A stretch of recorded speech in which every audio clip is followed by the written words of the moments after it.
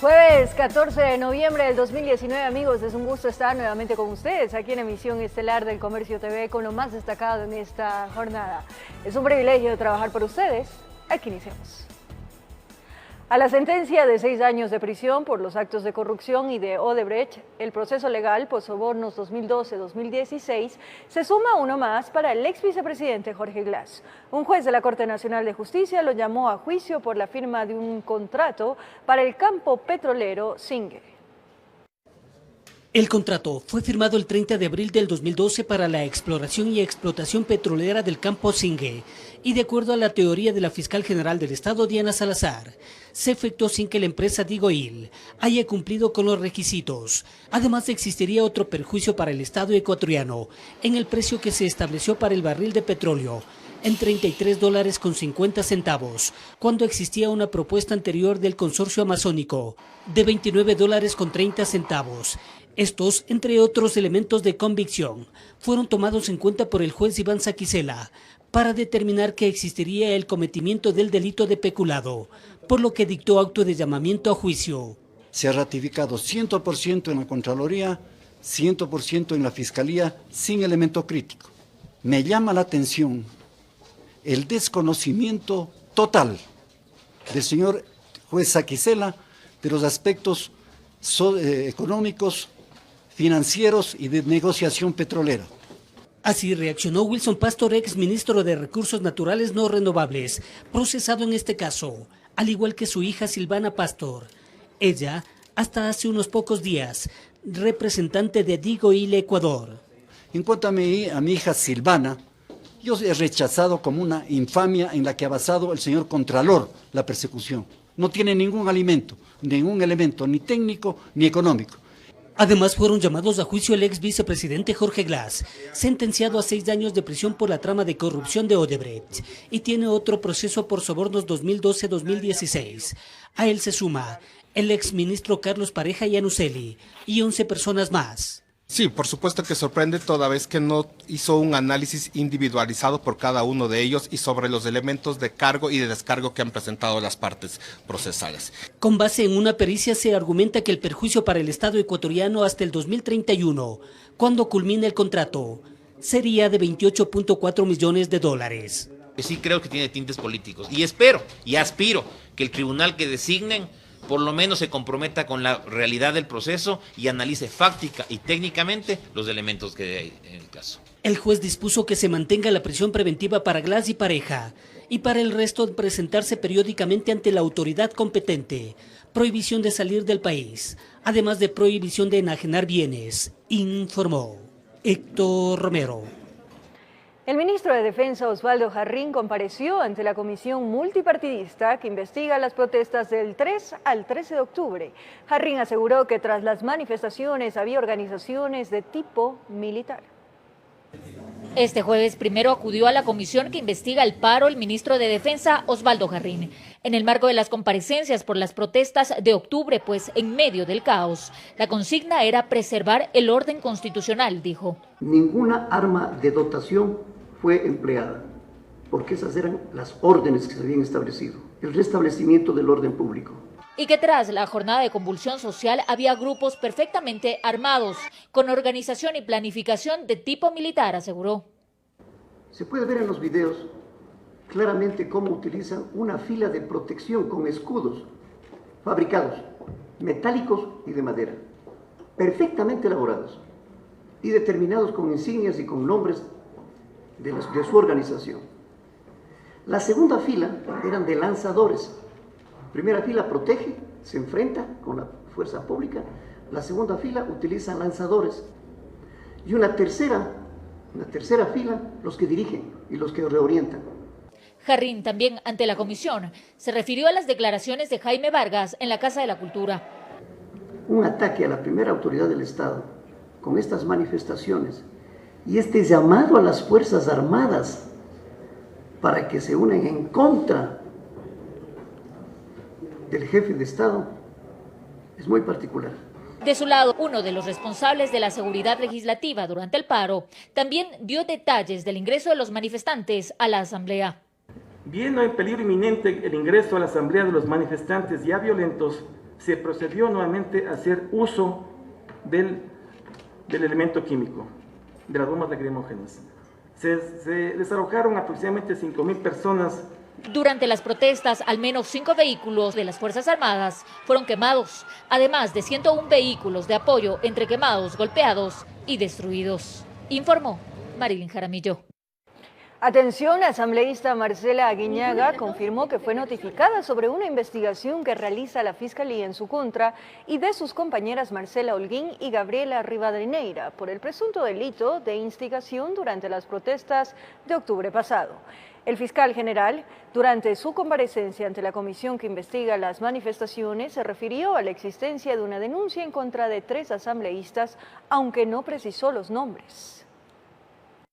Nos abren un delito, digamos, una investigación por el delito de instigación por haber participado en una rueda de prensa a plena luz del día en las instalaciones de la Asamblea Nacional, donde ninguna de las dos dimos declaraciones. Y más allá de ello, si hubiésemos dado declaraciones, estamos investidos de lo que aquello que se llama inmunidad parlamentaria, y que hoy se nos abra una investigación. Debo decir por lo demás que inmediatamente es mi recomendación, que le he hecho también a mi compañera, señalaremos domicilio, iremos a rendir versiones. La presencia del dirigente indígena Jaime Vargas en la ciudad de Guayaquil causó malestar en los bajos de la Casa de la Cultura del Guayas. Con pancartas y gritos, un grupo de personas se apostaron en los exteriores de la Casa de la Cultura del Guayas para rechazar la presencia del presidente de la CONAI, Jaime Vargas, en Guayaquil. Querían impedir que llegue al lugar donde había sido invitado para participar en un foro donde hablaría sobre los acontecimientos y las perspectivas del paro de octubre pasado. Cerca de las 18 horas, arribó el dirigente, quien ingresó bajo la custodia de miembros de la Policía Nacional. Vargas llegó junto a su esposa y fue recibido por delegados de organizaciones sociales, indígenas y educadores. El líder indígena manifestó que su presencia en Guayaquil es con el fin de seguir construyendo la unidad nacional. Hemos hecho público las propuestas y los procesos que hemos llevado. Estoy aquí para convocar a la unidad. Convocar, empezar a construir agendas importantes entre todos los sectores. Sobre la amenaza que hizo el dirigente indígena Nicolás Issa al vicepresidente de la República, Vargas sostuvo: nadie le dijo que al vicepresidente tenía que pedirnos visa. Nadie lo dijo. Lo único que dijimos es de que haya respeto a las organizaciones. Este espacio sirvió además para que Vargas aclare que la CONAIE no ha tenido ni tiene asesor económico. Esto al referirse a Pablo Dávalos. No hay contrato de asesor de la CONAIE. Tampoco nos vamos a decir hemos separado porque no es socio activo del movimiento indígena. Lo único que le he pedido a mi estimado Dávalos de que no puede hacer vocerías sin la autorización del movimiento indígena. Informó Carlos Julio Gurumendi. El legislador Fabricio Villamar solicitó a la Fiscalía de Pichincha verificar nuevos elementos que demostrarían el presunto delito de rebelión por el cual es acusado el prefecto de la SUAY, Yacu Pérez, tras la toma de la Asamblea Nacional durante las protestas. Fue durante el reconocimiento de la denuncia presentada en contra del prefecto de Azuay, Yacu Pérez, por el presunto delito de rebelión, que el legislador Fabricio Villamar solicitó a la Fiscalía de Pichincha 2 nuevos elementos que asegura demostrarían la responsabilidad de Pérez por la toma de la Asamblea Nacional durante la jornada de protestas. Que tienen que buscar la certificación del municipio del Distrito Metropolitano de Quito, que les diga cuál es la superficie de la Asamblea, para que no haya por ahí a alguien que se le ocurra decir, es que como yo solo estaba en el patio, no me tomé la asamblea. La asamblea no es solo el pleno, la asamblea no son solamente las oficinas de los legisladores, la asamblea es todo el complejo legislativo, y con eso la Fiscalía va a tener una prueba suficientemente clara. Esto en virtud de que en días anteriores el prefecto Pérez ha indicado que jamás ingresó hasta el pleno del legislativo. Si yo ingresé a los patios entre los últimos, fui entre los primeros que salí. Es decir, ni siquiera he ingresado a la Asamblea Nacional, y eso lo van a decir las cámaras. En este sentido también es investigado por supuestamente impedir el funcionamiento de la Asamblea, lo que de igual forma ha sido rechazado por Pérez. Yo pensé que iba a haber alguna reunión con el presidente de la Asamblea, algo, y ahí nos dieron a conocer que si ni estaba funcionando la Asamblea Nacional. Yo dije, ¿qué sentido tiene estar acá? Vamos a instalar el Parlamento Plurinacional de los Pueblos en el Ágora de la Casa de la Cultura. Y es en este marco que además el asambleísta solicitó a la Fiscalía que verifique si el legislativo se encontraba en receso. Una vez que la Fiscalía solicite la certificación de si es que la Asamblea estaba en receso o no, podrá determinarse que efectivamente se impidió el funcionamiento normal de la Asamblea y eso ocasiona responsabilidades penales para el señor Pérez Guartambel. Finalmente, Villamar rechazó que la denuncia se trate de una persecución política. En Quito informó Adriana Rojas. El presidente de la República, Lenín Moreno, convocó a sus ministros a no convertirse en funcionarios de escritorio y comprometió a los periodistas a estar pendientes del correcto accionar de cada funcionario. Desde el sur de Guayaquil, el presidente elevó su voz con la finalidad de ser escuchada por todo su gabinete. No quiero ministros de escritorio, no quiero subsecretarios y directores de escritorio. La mejor forma de observar el mundo y de saber exactamente lo que pasa es aquí, en la calle. De inmediato, la respuesta de ellos fue la puesta en práctica de ese clamor. Presidente, buenos días. Cumpliendo con su disposición, vamos camino a Calderón a dar por iniciado las brigadas Plan Toda una Vida. Muy buenos días, señor presidente. Ya en camino a la población de Antonio Ante en la provincia de Imbabura. Y acompañar a las brigadistas del Plan Toda una Vida a la parroquia Pifo.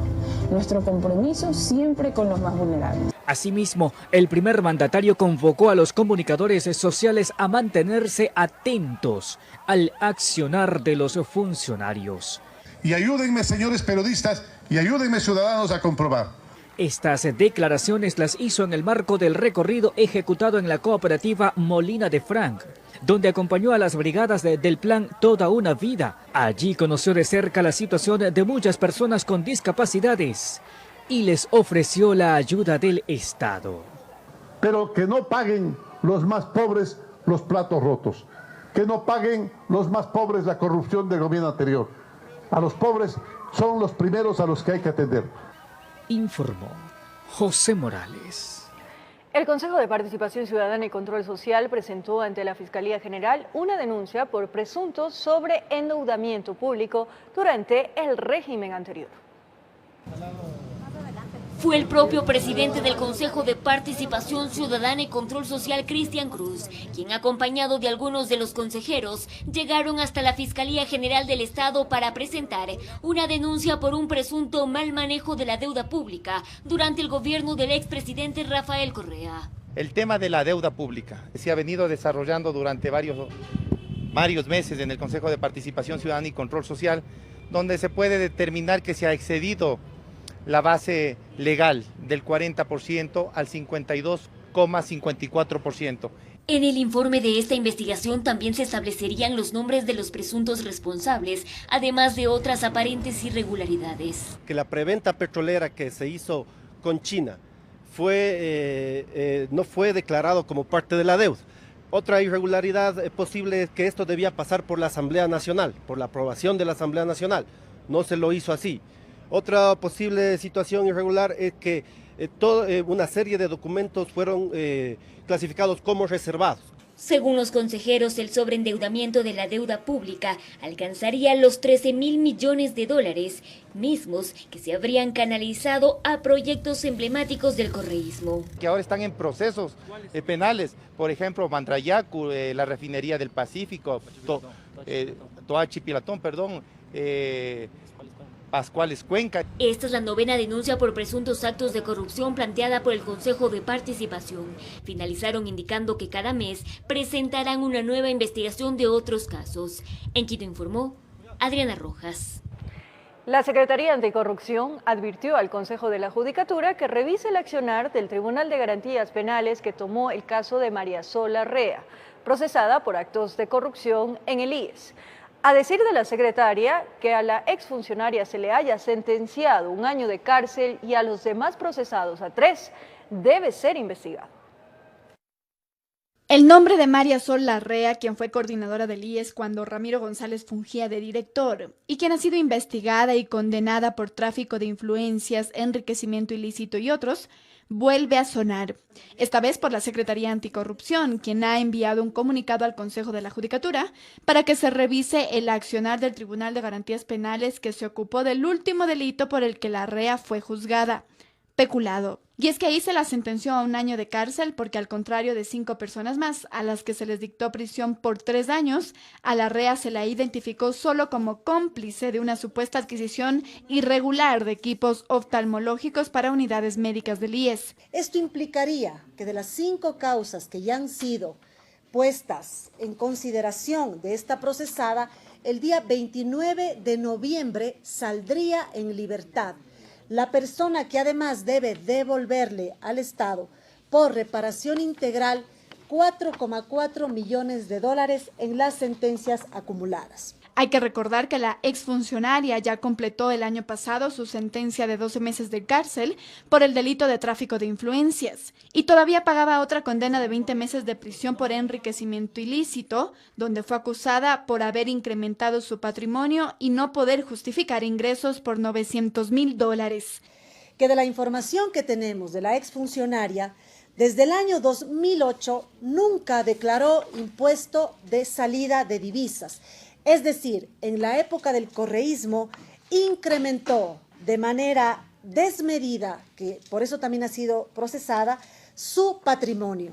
En una primera instancia, en este expediente, la exfuncionaria fue condenada a 4 años y medio, pero tras el recurso de apelación, sus abogados lograron que su condena se reduzca a 20 meses de cárcel. En Quito informó Andrea Orbe. A esta hora, la sesión de régimen económico se encuentra reunida para aprobar el informe para segundo debate de la Ley de Crecimiento, enviada por el Ejecutivo con carácter urgente. En el Legislativo se encuentra nuestra compañera Marilyn Jaramillo para contarnos los detalles. Adelante, buenas noches. ¿Qué tal, María Fernanda, amigos televidentes? Muy buenas noches. Después de varios intentos fallidos, finalmente, la Comisión del Régimen Económico se encuentra en este momento tratando la Ley de Crecimiento Económico, que fue enviada por parte del Ejecutivo con carácter de urgente el pasado 18 de noviembre. Han existido varios asambleístas que se han pronunciado en contra de este proyecto de Ley de Crecimiento Económico. Varios legisladores han pedido que se archive este proyecto. Otros han pedido que directamente pase al Pleno para que sea el Pleno el que decida el futuro de este proyecto de ley enviado por el Ejecutivo. Escuchemos lo que dijo la legisladora Ana Belén Marín, una de las principales detractoras de este proyecto.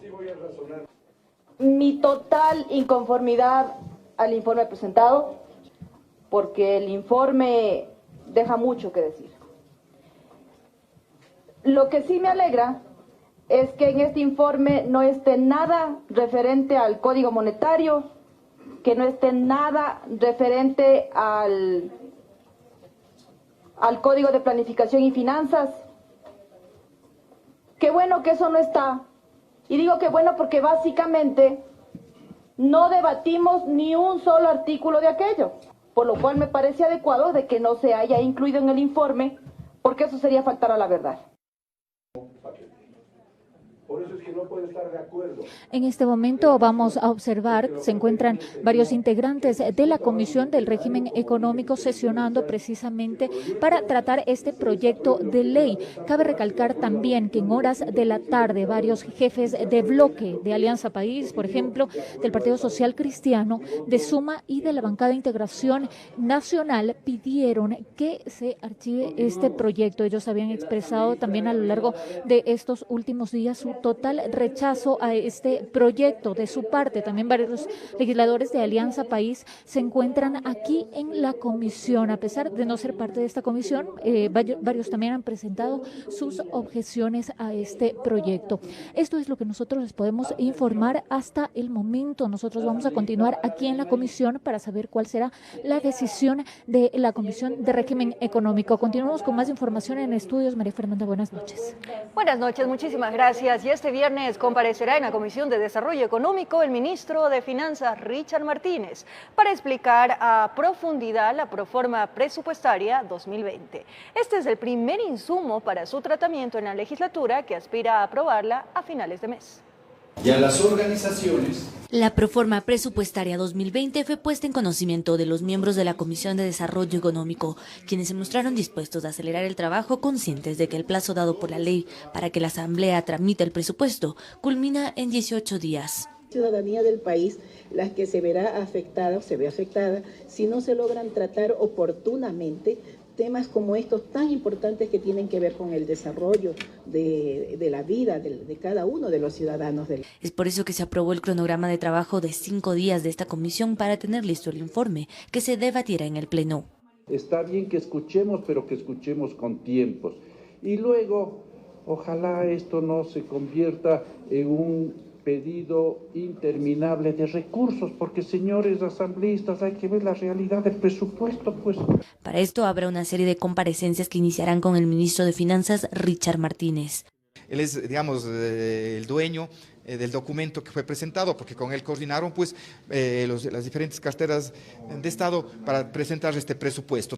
Luego, desde el lunes 18 serán recibidos los titulares y delegados de varias secretarías de Estado, como son el Ministerio de la Producción, Comercio Exterior e Inversiones, Servicio de Rentas Internas, Ministerio de Energía y Recursos Naturales No Renovables, SELEC, Petroecuador, Ministerio de Transporte y Obras Públicas, Ministerio de Telecomunicaciones, Ministerio de Salud, de Educación, de Inclusión Social y Económica, la CENESID, Consejo Nacional de Competencias, la Asociación de Municipalidades de Ecuador, el Consorcio de Gobiernos Autónomos Provinciales y el Consejo Nacional de Competencias. Tenemos que cumplir en el presupuesto pues mandatos constitucionales, ¿no es cierto?, de que se incremente al menos el 0,5% en salud y en educación, mientras no se lleve en el caso de salud al 6% del PIB y en el caso de salud al 4%. También a esto se considerará las observaciones y aportes de otras comisiones legislativas y de actores de sectores sociales involucrados en la proforma. Informó Carolina Basante. El proyecto minero Fruta del Norte, situado al sureste de Ecuador y considerado entre los mayores depósitos de oro del mundo, inició su producción en el cantón Yansaxa de la provincia amazónica de Zamora Chinchipe. El proyecto minero Fruta del Norte, situado al sureste de Ecuador y considerado entre los mayores depósitos de oro del mundo, inició su producción en el cantón Yansaxa de la provincia amazónica de Zamora Chinchipe, cerca de la frontera con Perú, por lo que se llevó a cabo el evento de inauguración a la que acudió el vicepresidente de la República, Otto Sonnenholzner, quien destacó que este proyecto presenta la nueva ruta de la minería responsable. Cuando logramos desarrollar la minería legal, no hay espacio para esas actividades ilícitas, que llevan consigo no solo el daño ambiental, no solo la explotación laboral. Ahí habían delitos de trata de blancas, lavado de activos, tráfico de armas. Del mismo modo, el segundo mandatario pidió aplausos para el renunciante ministro de Energía, Carlos Pérez García, al sostener que él ha despertado otra vez el interés de inversionistas extranjeros a proyectos nacionales, por lo que Pérez dijo que aunque deje el cargo buscará una transición ordenada. Impulsa condiciones jurídicas y económicas estables para que las empresas de reconocido nivel mundial inviertan en nuestro país. Fruta del Norte es un ejemplo de ello. Fruta del Norte es la primera mina de oro subterránea a gran escala que ha completado sustancialmente la construcción y la puesta en marcha para iniciar sus operaciones, pues la empresa canadiense Lundin Gold ha invertido más de 1.000 millones en el desarrollo de la mina, que cuenta con reservas aproximadas de 5 millones de onzas de oro y que tendrá una producción anual promedio de 310.000 onzas durante los 15 años de vida útil de la mina. Continuamos demostrando que la minería es responsable, el cuidado del ambiente y los beneficios económicos que trae a las comunidades locales y al país van de la mano. Según cifras del Ministerio de Energía y Recursos Naturales No Renovables, el proyecto ha beneficiado a más de 5.000 familias y generará 1.961 millones de dólares en beneficios para el Estado. Esto está contemplado entre 2016 y 2034. Con realización de Ismenia Solórzano, informó Javier Rosero. Gracias por seguir en nuestra sintonía. Cámaras de seguridad captaron el violento asalto a una cooperativa de ahorros en el sur de la capital. El robo duró aproximadamente 3 minutos. Trabajadores y guardias fueron agredidos por los delincuentes.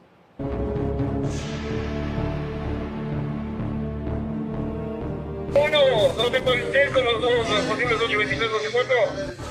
La visita delictiva sorprendió a todos. La entidad financiera atendía al público como siempre cuando el reloj marcaba las 10 y unos cuantos minutos. Varios sujetos irrumpieron las oficinas, unos con armas de fuego, otros con cuchillos, pero todos entrenados para apoderarse del dinero que había en la cooperativa. En el lugar, en coordinación con la Policía Preventiva, pueden realizar un trabajo técnico, investigativo, para dar con las personas. Las cámaras de seguridad grabaron a varios extraños caminar por las instalaciones. En primera instancia sometieron a un guardia, mientras otros amenazaban a los empleados. Lo importante era evitar que activen el botón de auxilio. Apoderados de las oficinas no se detienen ante nada. Uno de los delincuentes con el revólver golpea el vidrio, lo rompe y el otro salta a buscar en los cajones. De ley debe estar lastimado porque hace fuerza. Y se mete así. En el plato. Con los calzones abajo. El pánico y terror reinó por algunos segundos. No se reveló el monto que se llevaron, pero que salieron con plata no hay duda. Incluso en acción se puede ver a una mujer. En el violento asalto afortunadamente no hubo heridos graves, considerando que muchos de los sospechosos caminaban con el dedo en el gatillo. El robo duró algo más de 3 minutos. Y lo único que yo escuchaba es que gritaba: tiene guantes este. No hay plata. Él le clava el cuchillo pues al... No hay plata. ¿Cuál? Era mío. Yo lo que escuchaba es que él decía: no hay plata. Por fortuna, o así lo planificaron, esperaron que en la agencia no haya clientes para ingresar. Llegaron con las mochilas vacías y se fueron con dinero ajeno. En Quito informó Iván Casamen. En el mismo tema, los sospechosos de asaltar la entidad financiera fueron capturados por la policía. Los uniformados recuperaron parte del dinero y decomisaron armas de fuego.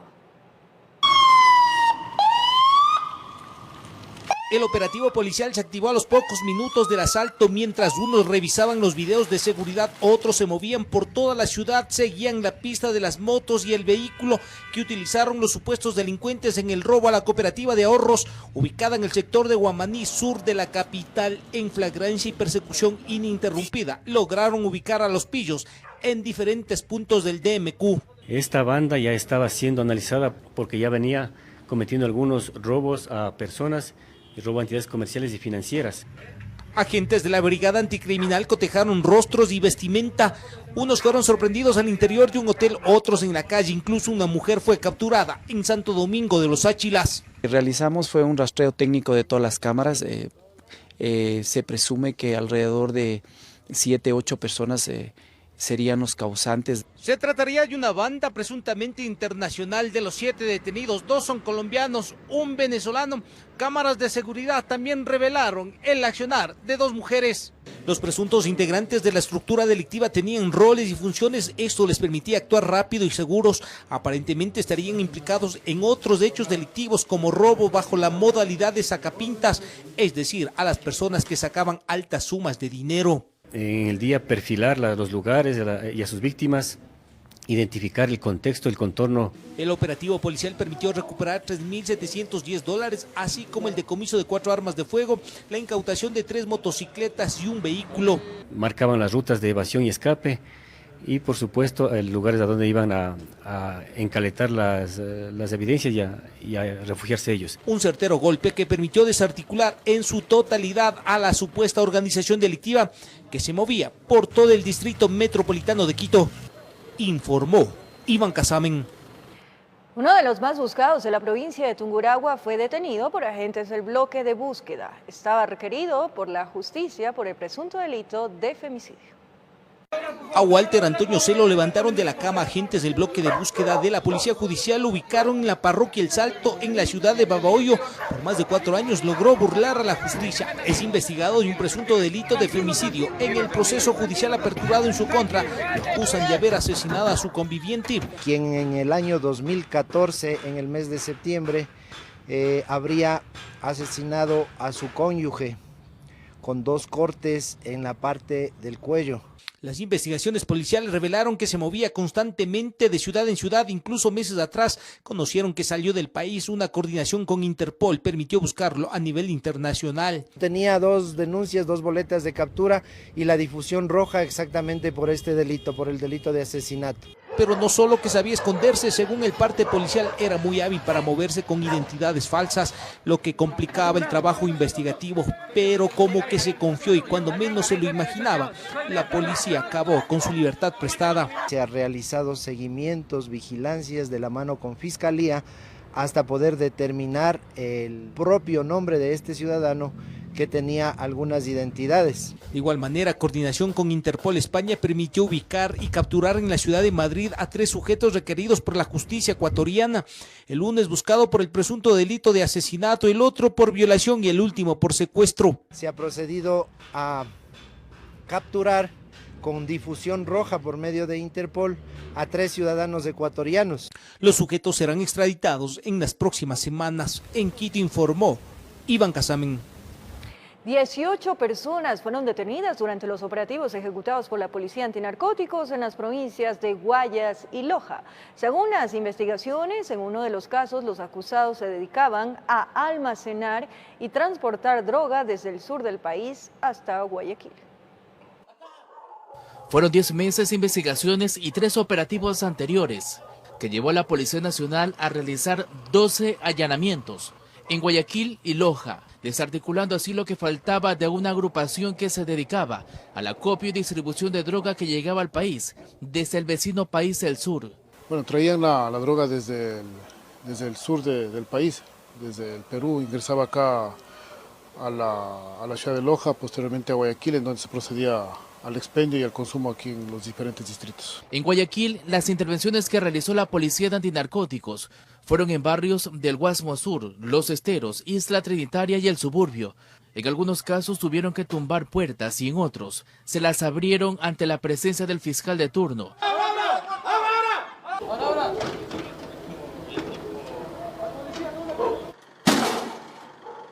Mientras que en el circuito Divino Niño del Cantón Durán decomisaron 220 dosis de cocaína, también armas de fuego y teléfonos celulares de dudosa procedencia. 9 personas más fueron detenidas por el expendio de droga que lo hacían, según las investigaciones, cerca de unidades educativas. Se hicieron 7 allanamientos de bienes inmuebles, se sustentaron 9 boletas de detención, hay 9 detenidos producto de esta operación, de una organización que se dedicaba al acopio, a la distribución y al expendio en ese sector. 3 personas de los 9 detenidos registran antecedentes ya. Los 18 detenidos en los 2 operativos se encuentran a órdenes de los organismos de justicia, que en las próximas horas realizarán las audiencias de formulación de cargos, informó Charlie Pizarro. En el Comercio TV y nos vamos a enlazar inmediatamente con la Asamblea Nacional a la Comisión de Régimen Económico para que Marilyn Jaramillo nos comente cómo se lleva a cabo ese debate. Adelante, Marilyn, te escuchamos. Sí, María Fernanda, hay novedades precisamente aquí en la Comisión de Régimen Económico, pues el presidente de la comisión, Daniel Mendoza, suspendió la sesión y por ende no dio paso a la votación. Esto provocó el rechazo de los legisladores de la mesa. En este momento los legisladores se encuentran en la mesa precisamente analizando cuál sería el presidente ad hoc precisamente para tratar este informe. Recordemos que se trata de un informe para segundo y definitivo debate que pasará al Pleno y será el Pleno el que decida pues el futuro de este informe que fue enviado por parte del Ejecutivo con carácter de económico urgente el pasado 18 de noviembre. El ministro de Finanzas, Richard Martínez, había mencionado en días anteriores que se pretende hacer una recaudación aproximada de $700 millones. Esto es lo que les podemos informar hasta el momento. María Fernanda, continuamos con más información desde estudios. Nosotros vamos a continuar aquí en la comisión a la espera de la resolución y de la decisión que adopten. Gracias, Marilyn, por traernos esa información de última hora desde la Comisión de Régimen Económico en la Asamblea Nacional, donde se trata de aprobar el informe de las reformas económicas.